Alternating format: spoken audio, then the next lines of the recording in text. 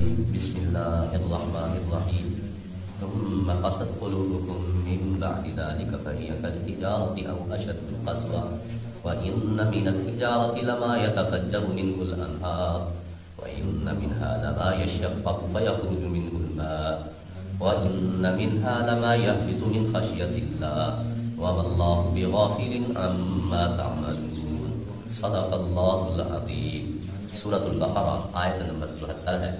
اللہ فرماتے ہیں ثم قست قلوبکم، پھر تمہارے دل سخت ہو گئے، من بعد ذلک، اس کے بعد، فہی کالحجارۃ، بس وہ دل پتھروں کی مانند ہو گئے، او اشد قسوہ، بلکہ اس سے بھی سخت ہو گئے، وَإِنَّ مِنَ الْحِجَارَةِ لَمَا يَتَفَجَّرُ مِنْهُ الْأَنْهَارُ، بے شک کچھ پتھروں سے تو نہریں جاری ہو جاتی ہیں، وَإِنَّ مِنْهَا لَمَا يَشَقَّقُ، بے شک کچھ پتھر پھٹ پڑتے ہیں، فَيَخْرُجُ مِنْهُ الْمَاءُ، بس ان سے بھی پانی بہہ نکلتا ہے، وَإِنَّ مِنْهَا، اور بے شک کچھ پتھر، لَمَا يَهْبِطُ مِنْ خَشْيَةِ اللَّهِ، وہ اللہ کے ڈر سے نیچے گر پڑتے ہیں، وَمَا اللَّهُ بِغَافِلٍ عَمَّا تَعْمَلُونَ، اللہ تمہارے اعمال سے غافل نہیں ہے، اللہ تمہارے اعمال سے بے خبر نہیں۔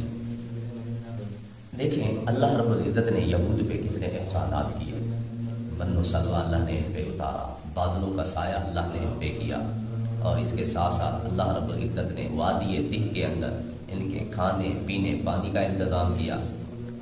سب انتظام ہونے کے باوجود ہونا تو یہ چاہیے تھا ان کے دل نرم ہو جاتے، اور یہ حضرت موسیٰ علیہ السلام کو اللہ کا سچا نبی مانتے، ان کی اتباع کرتے، اللہ کے تمام احکام کو فالو کرتے، لیکن اللہ فرماتے ان کے دل تو اور سخت ہو گئے۔ اور یہ سختی دلوں کی کیوں ہے؟ ان کی نافرمانی کی وجہ سے، کتمان حق والی ان کے اندر بیماری تھی، انبیاء کو ناحق قتل کرنا یہ ان کے اندر بیماری تھی، اور اس کے ساتھ ساتھ تحریف لفظی اور معنوی اس کا بھی شکار تھے، یہ ان کے اندر بیماریاں تھیں جس کی وجہ سے ان کے دل سخت ہو گئے۔ اللہ نے فرمایا کیسے سخت ہوئے؟ فرمایا پتھروں کی مانند ان کے دل ہو گئے، بلکہ پتھروں سے بھی زیادہ سخت ہو گئے۔ اب سوال پیدا ہوتا ہے، سختی کے اندر ہی اگر تشبیہ دینی تھی، پتھر سے زیادہ سخت تو لوہا ہے، تانبا ہے، یہ دوسری دھاتیں ہیں جو پتھر سے بھی زیادہ سخت ہیں، تو سختی کے اندر ان کو لوہے سے ان چیزوں کے ساتھ تشبیہ دے دیتے ہیں۔ فرمایا نہیں، پتھر کو جتنا مرضی آگ میں ڈالیں، آگ کی تپش دیں، حرارت دیں، جتنا مرضی ان کو گرم کیا جائے، یہ پتھر کبھی نہیں پگھلتا، ویسے کا ویسے سخت رہتا ہے۔ لوہا ہے، دوسری دھاتیں، ان کو جب آگ میں ڈالیں نرم ہو جاتا ہے۔ بتلانا یہ مقصود ہے کہ ان کو جتنا مرضی عذاب سے ڈرایا گیا، ان کے 70,000 بندے وہ جب انہوں نے بچڑے کی پوجا کی تھی، ایک ہی لحظے میں، ایک ہی تھوڑی دیر کے اندر قتل ہو گئے، یہ پھر بھی نہیں ڈرے، ان کے دل پھر بھی نرم نہیں ہوئے۔ 70 بندے حضرت موسیٰ علیہ السلام کے ساتھ کوہ طور پہ آئے، انہوں نے اللہ کا کلام، اللہ سے ہم کلام بھی ہوئے، لیکن پھر انہوں نے ڈیمانڈ کر دی، مطالبہ کر دیا، ہم اللہ کو اپنی آنکھوں سے دیکھنا چاہتے ہیں۔ مطالبہ غلط تھا، اللہ نے 70 کے 70 بندے بجلی گرا کے ان کو مار دیا۔ یہ ان کے سامنے سارا کچھ ہوا، ہونا تو یہ چاہیے تھا ڈر جاتے، سہم جاتے، لیکن پھر بھی انہوں نے کیلو کال کی، اور طریقے سے اور حجتیں نکالی، احکام کو بدل دیا اس کے بعد، اور پھر 70,000 بندے اللہ نے ان کے بندر اور خنزیر بنا دی۔ ان میں ڈر پیدا ہونا چاہیے تھا، نرمی ہونی چاہیے تھی، اس لیے فرمایا لوہا تو آگ میں اس کو ڈالنے سے لوہا نرم ہو جاتا ہے۔ تو تشبیہ بالکل سیم ہے کہ جس طرح پتھر اس کو جتنا مرضی گرم کیا جائے کبھی نرم نہیں ہوتا، ان کے دل بھی اسی طرح سخت ہو گئے۔ جتنے مرضی انہوں نے عذاب دیکھے، رب کی جتنی مرضی انہوں نے قدرتیں، نرم نہیں ہوئے ان کے دل۔ اللہ نے فرمایا پتھروں کو اگر دیکھو، پتھر بھی ایسے ہیں، ان میں کچھ فائدے ہیں جو لوگوں کے لیے مفید ہیں، کچھ پتھر ایسے ہیں اللہ کہتے ہیں ان سے نہریں جاری ہو جاتی ہیں، پتھر ہیں ان سے چشمے نکلتے ہیں، وہ چشمے چلتے چلتے وہ نہریں، دریا اور سمندر بنتے ہیں، اور کچھ پتھر ایسے اللہ کہتے ہیں وہ پھٹ پڑتے ہیں، ان سے بھی تھوڑا بہت پانی رستا ہے، پانی رسنے کی وجہ سے اس سے بھی کچھ لوگ فائدہ اٹھا رہے ہیں۔ کچھ پتھر ایسے ہیں ان میں اللہ کا ڈر اتنا ہوتا ہے کہ وہ اللہ کے ڈر اور خوف سے نیچے گر پڑتے ہیں۔ بعض علماء نے یہ بڑی عجیب بات سمجھائی ہے، وہ کہتے ہیں جی کچھ پتھر ایسے ہیں ان سے نہریں جاری ہوتی ہیں، یہ وہ علماء مراد جو راسخ علم ہے، ان کے علم سے پوری دنیا فیض یاب ہو رہی، حضور کے فیض سے پوری دنیا فیض یاب ہو رہی، صحابہ کے فیض سے، تابعین کے فیض سے، تبع تابعین کے فیض سے، جی ائمہ اربعہ ہیں، اور اسی طرح ائمہ محدثین ہیں، ان کے فیض سے پوری دنیا سیراب ہو رہی ہے۔ تو ایسے علماء جن کا فیض عام ہے، یہ مراد ہے کہ ان سے نہریں جاری ہو گئی، نہروں سے لوگ فائدہ اٹھا رہے ہیں، یہ علم کی نہریں، علم کے چشمے۔ اور کچھ پتھر ایسے ہیں جو پھٹ پڑتے ہیں، ان سے بھی پانی رستا ہے، یہ وہ علماء مراد ہے جو چھوٹے علاقوں میں ہوتے ہیں، دیہاتوں میں ہوتے ہیں، ان کی تعلیم آگے دوسروں تک پہنچنے کے لیے کوئی زیادہ سورسز نہیں ہے، علاقے کے لوگ فائدہ اٹھا رہے ہیں۔ جیسے ایک مسجد کا امام ہوتا ہے، مسجد کے امام سے مسجد کے مقتدی تو فائدہ اٹھا رہے ہوتے ہیں، فرمایا اس سے وہ مراد ہے۔ اور بعض پتھر ایسے ہیں جو اللہ کے ڈر سے گر پڑتے ہیں، فرمایا اس سے مراد وہ عابد اور زاہد لوگ ہیں جو حلال اختیار کرتے ہیں، حرام سے بچتے ہیں، ان کے اندر اللہ کا ڈر اس قدر، حرام کے قریب نہیں جاتے، حلال کو اختیار کرتے ہیں، ناجائز کے قریب نہیں جاتے، جائز کو اختیار کرتے ہیں۔ اور بعض علماء نے بڑی عجیب ایک اور تشبیہ دی ہے، وہ کہتے ہیں کچھ پتھر ایسے ہیں کہ ان سے نہریں جاری ہوتی ہیں، چشمے پھوٹتے ہیں، اس سے مراد وہ لوگ ہیں جو اللہ کے خوف سے اتنا روتے ہیں، اتنا روتے ہیں، ان کے بہت زیادہ آنسو نکلتے ہیں، وہ لوگ مراد ہے۔ جس طرح حضرت نوح علیہ السلام کو دیکھ لیجیے، حضرت نوح علیہ السلام اتنا روتے تھے، رونے کی وجہ سے ان کے رخساروں پہ نشانات بن گئے تھے، چھریاں پڑ گئی تھیں، ان کا نام ہی نوح اس لیے پڑا۔ اور بعض پتھر ایسے جو پھٹ پڑتے ہیں، ان سے بھی پانی آتا ہے۔ یعنی کچھ آنکھیں ایسی ہیں جو اللہ کے خوف سے اتنا روتی ہیں، اتنا زیادہ تو نہیں روتی لیکن روتی ہیں، ان کی آنکھوں سے بھی آنسو اللہ کے خوف سے گر پڑتے ہیں۔ فرمایا اس سے وہ لوگ مراد ہیں، ان کو رونا تو نہیں آتا لیکن رونے والی شکل بنا لیتے ہیں۔ اس لیے اپنے دلوں کو نرم کیجیے، اللہ کے خوف سے رونا یہ بھی بڑی اچھی صفت ہے۔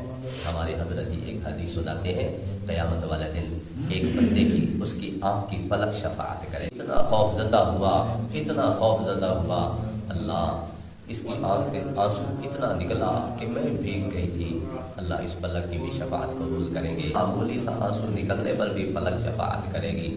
تو جو لوگ اللہ کے خوف سے روتے ہیں، اللہ کے سامنے گڑگڑاتے ہیں، ان کا کیا حال ہوگا۔ ایک بات اور سوال پیدا ہوتا ہے کہ یہ جو پتھر ہیں ان میں تو ادراک ہی نہیں، احساس ہی نہیں، بنی اسرائیل کے دلوں کو پتھروں کے ساتھ تشبیہ دینا تو یہ تو صحیح نہیں، تشبیہ تو ٹھیک نہیں ہے۔ جو دل جتنا مرضی ثابت ہو جائے اس میں روح ہے، تڑپ ہے، احساس ہے، ادراک ہے، پتھروں میں تو بالکل نہیں۔ دیکھیں عزیزان گرامی، یہ بات سوچنا کہ پتھروں کے احساس ہی غلط۔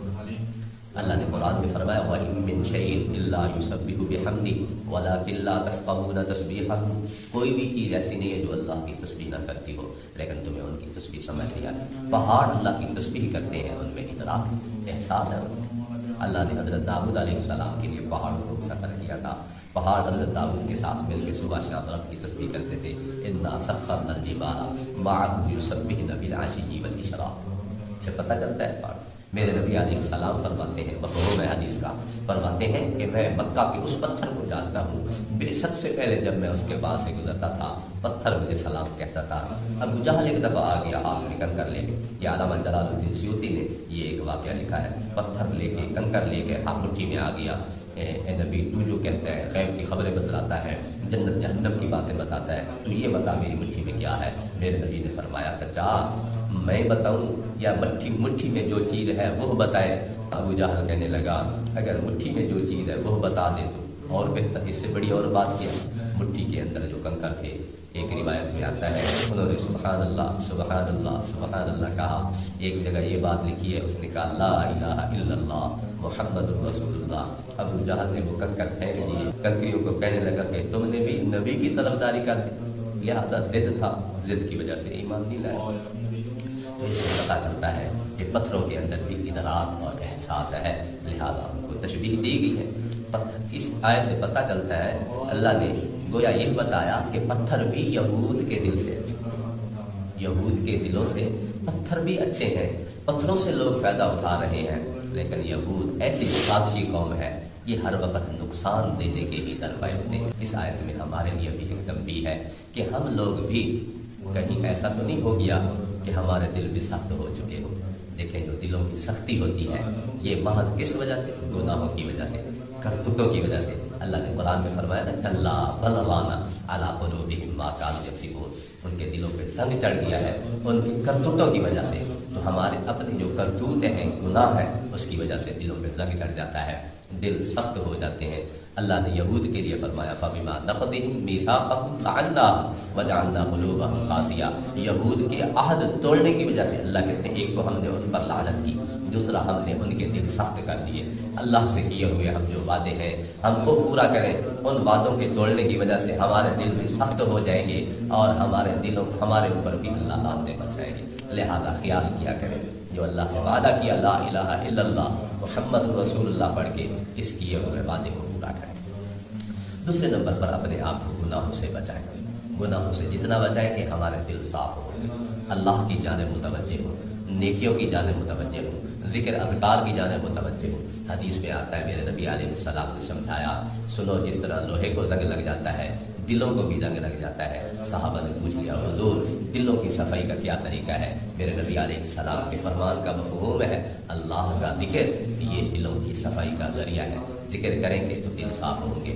اس طرح ایک اور حدیث کا مفہوم ہے اللہ کے ذکر کے علاوہ زیادہ باتیں نہ کیا کرو، زیادہ باتیں نہ کیا کرو، کیونکہ اس سے دل سخت ہو جاتا ہے، اس سے دل سخت ہو جاتا ہے۔ اسی حدیث کا مفہوم ہے کہ جن کے دل سخت ہو چکے ہیں وہ اللہ کی رحمت سے بہت زیادہ دور ہو جاتے ہیں۔ لہذا دل جب سخت ہوتے ہیں اللہ کی رحمت سے پھر ہم دور ہو جاتے ہیں۔ تو ایک تو کام ہم نے یہ کرنا ہے اللہ سے کیے ہوئے وعدوں کو پورا کرنا ہے، دوسرے نمبر پر ہم نے اپنے آپ کو گناہوں سے بچانا ہے، تیسرے نمبر پر جو پچھلے گناہ ہم نے کیے ہیں ان سے توبہ طائب ہو جائے۔ حدیث میں آتا ہے التائب من الذنب کمن لا ذنب لہ، گناہوں سے توبہ کرنے والا ایسے جیسے گناہ کیا ہی نہیں۔ ایک حدیث میں آتا ہے التائب حبیب اللہ، توبہ کرنے والا اللہ کا دوست ہو جاتا ہے۔